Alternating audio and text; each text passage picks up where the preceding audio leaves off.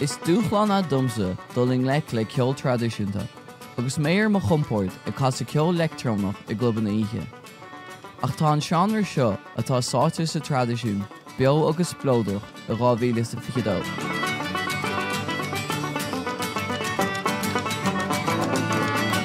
Le déanaí tá tionchar ceol tradiisiúnta le clúisteáil rock ceol, rap ceol agus ceol lectrónach fiú. Cad chuige seo? Bhí am nuair a bhí ceol tradiisiúnta in Mhail. Ní raibh sim ag daoine óga in san ceol, ach tá sé sin athair, an athair inis. A dús, I suppose, bhí ceoltóirí cúla, and sin bhí na chieftains ar fad na blianta, bhí Planksy agus na Botty Band.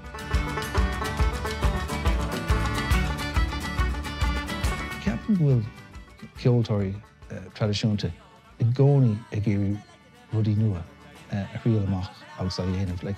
Níl an tradiisiún just sáte in éon áirt amháin, nó in éon am amháin. Tá sé bug raibh a gcónaí agus tá daoine tógannta seach, influence áitina eile, agus tá sé sin ag teachta seach sa ceol, ach bhí sé sin I gcónaí sa ceol. Yes, sé gcónaí gar. So ceapan tú goil todhchaí má I gceist. Yeah. Sin ceol tradiisiúnta. Yeah, well sin é, yeah.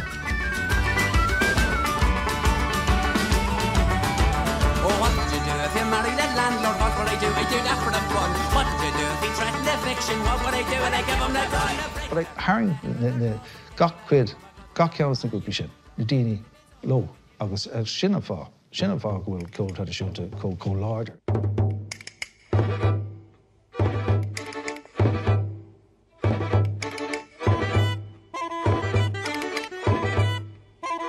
Bunaíonn na puibirí Uillinn in 1968 agus díríonn an cumann gach gnéid an uirlis dúchasach seo. Is iad an glún óg atá ag ghlacapáirt sa chearlann a bhíonn siúl I mála formid agus iad ag géar an aireacht hefid seo a chuoinú. Dúrúlam gur ceann go na puibirí is fearr thosa dam. Ceachaí ar thosa tú, a gáil an down sin go dtí an down seo. Cos tá an technical. Híad an achmach an áma de bheith mar expert I ceann.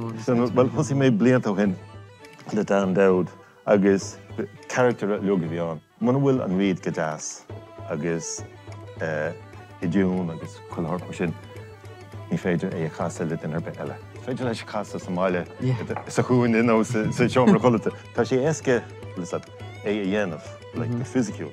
Ach nuair atá sé mar seo, tá sé beag nach ré inis tá an dríocht. Tá sé tábhachtach go bhfuil an tradiisiún seo I gleann Taraig. Tá méid áard óla samsa, agus brálam é sin a roint le daoine eile. Tá mé héana felam I gcónaí.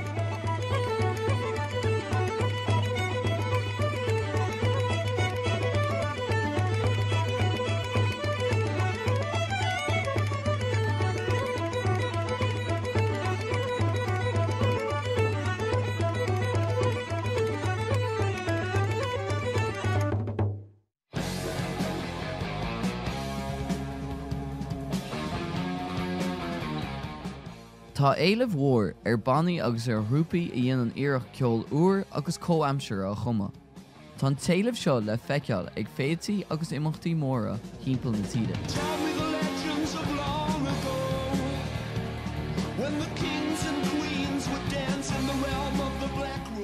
An íomhá tá amsa chuite ná is tis náras na Mhail. Seáint go teirnú seáinte bosca ceollas ruí mar sin nach. Bhí tú seo tá híine. Le Montessori, size kind of post-punk. Ina carracha cosúla corcaigh Limerick galamh inis tá níos mó sim ina daoine óige agus nílas gon céim fá. Nílas gon cadé an fearlink leis an rock ceol, punk ceol agus an tradiisiúnta ach tá fuinmh céine ar na gá grúpa ceol an sin.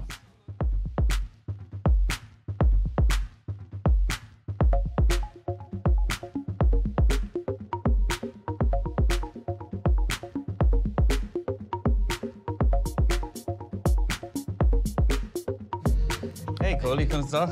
Má ceachil tú hain. Anna who she's started a chorba. Oh yeah. So the Rui Gary. Ní airí mis mo Rui Gary. She's actually grana. Yeah. So in your hand, you're mo chorba. Tá sig cholona go like Barnes Morg Dochlán hain ceol tradiisiúnta agus ruí mar sin. Cínte, yeah. Ar cean tábhacht atá ceol tradiisiúnta I do híalsa ó bhí tú óga daois. Well, nuair bhí mé óg, ní ra agam chun aon rud eile dhéanamh, you know. Cén instrument a bheith tú ag seanam, you know, bhí sin an tain rud, like, ní ra be agam. Bhí mé ag seanam an bass, dir guitar. Oh, God. Agus bhí mé cúpla bannaí ceol an sin. Agus, yeah, ní ra mé ag smuoine faoi ceol tradiisiúnta ar chur bit. Agus an sin nuair fuair mé an loop station, you know, an pedal a bhíonn tú an says loops a dhéanamh. Nuair tá tú ag seanam mé leis an bass, níl tú an aon rud a dhéanamh ach like an low. Yeah. So ní ra aon says frequencies a got nó aon rud kind of simula dhéanamh leis, you know.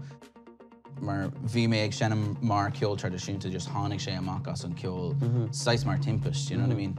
Agus má chlán, you know, tá sé an tradiisiúnta ar fád, you know, Chris Roney sé bhí sé sean ahar. Like duine an tradiisiúnta atá ann, you know, like níl tú an like rial a seanam có tapaí nó aon. Cai sé chuna bheith ceart agus níl aon like sais flair ar churbit cai tú é dhéanamh ceart, so.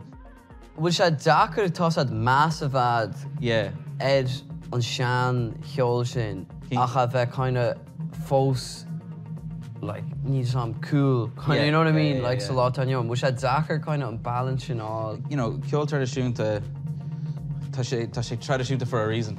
Like, you know, tá sé like gohíntaach ar éonar, right? Agus cai tú an a bheith cuairmach mar nuair a cuireann tú aon rud isteach ann nach bhfuil tradiisiúnta. Tá sé just an jack ar aonmh, you know, like find tú like real-legging agus an sin cuireann tú drums is sig ann like kicks nó rud mar sin agus go toban tá like, you know, Cotton Eye Joe agat, you know, like tá sé like disaster, you know. Cuireann sé kind of silent martúní bag nar dhearann daoine a sin, like bhfuil sé kind of yeah, bhí mé rá, you know, tá sé an jackar chun ceol tradiisiúnta cuairas seach sa sé ceol damhsa agus gacrúd.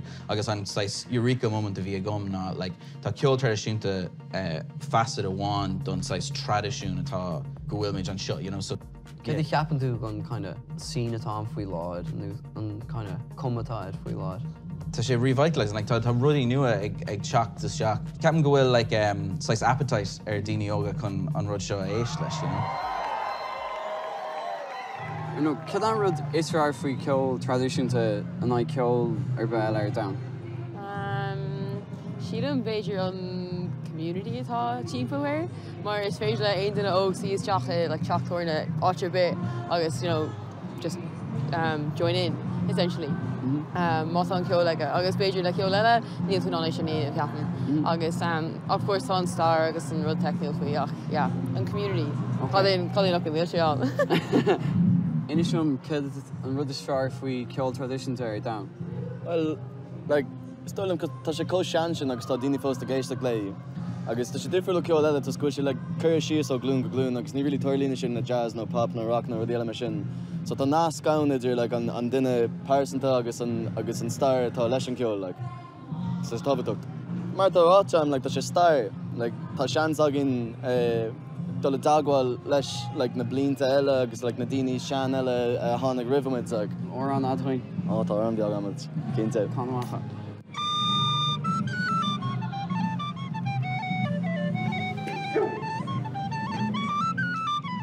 You guys are kind of like the poster boys for trad in Ireland at the minute, I would say. Oh, yeah.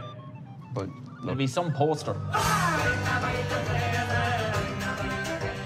What do you think makes you different in that sense that you can like push outside that sort of like boundary? I actually think when Irish people hear Irish music, it's around them in pubs all the time and in everything all the time, that they don't really appreciate it as much sometimes as when you go to other countries. People are like, wow, when they hear us playing ballads, because the songs are so good and the music is so good. I suppose other people don't have that, like other countries don't have sessions every week in pubs in their towns and stuff. And like, can you believe in England we're exotic?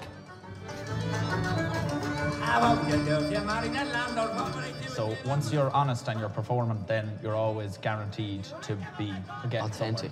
Yeah. But I also think, like, you know, like traditional music, I think it gets a bad rap from people outside of the music scene because of kind of the competition thing and all that made it so boring. Because like if you listen to good instrumental trad music, it's amazing. Like, you know, it's like jazz or something like that. You know, it's that. Yeah, I think it's good that people are taking Irish influences into different genres and stuff now. It's also our mission to kind of make it cool again as well. You know, And make it accessible. Yeah, exactly.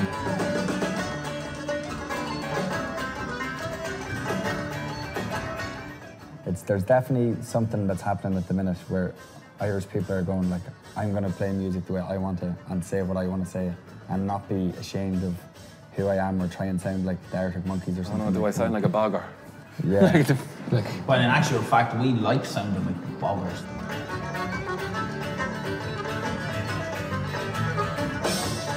We always loved playing ballads. Our families would have always done it. Most time when you went out, you wouldn't be like, oh, do you sing ballads? Like, that's real cool. And nobody really went on like that at the time. Yeah, no. But we knew secretly that... The three of us knew. So you sing ballads, we could do that. We knew the secret sign. The secret sign? Yes. The shake in your hand. We have the weird shake. You don't shake. have a pint. Seo ceol splóideach, síimsúil agus lán de fuinneamh. Tám gafa leis.